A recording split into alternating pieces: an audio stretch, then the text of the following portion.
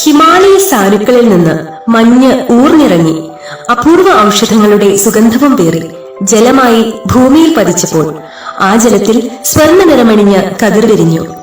ആ പൊന്മണിയെ സ്നേഹത്തോടെ നമ്മൾ വിളിച്ചു ബസുമതി എന്ന്, സുഗന്ധം നിറഞ്ഞവളെന്ന്. ബസുമതി അരിയെ പറ്റി നമ്മൾ കേട്ടിട്ടുണ്ടാവും. ബസുമതി എന്ന് പറഞ്ഞാൽ സുഗന്ധം നിറഞ്ഞു നിൽക്കുന്ന അരി എന്നാണ്.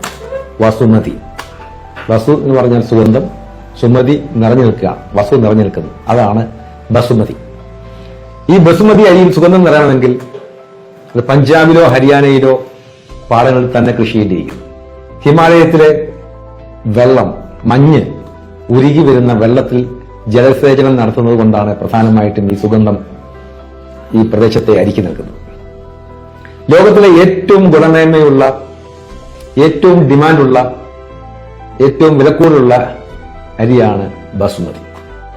ഗുണമേന്മയുള്ള ബാസ്മതി അരി, അതിന്റെ എല്ലാ വെറൈറ്റികളും മാവൂർ ചെറുവാടി റോഡിൽ കൂളുമാറുള്ള എറക്കോടൻ ബിൽഡിംഗിലെ ഷോറൂമിൽ നിന്നും നിങ്ങൾക്ക് ലഭ്യമാകുന്നതാണ്.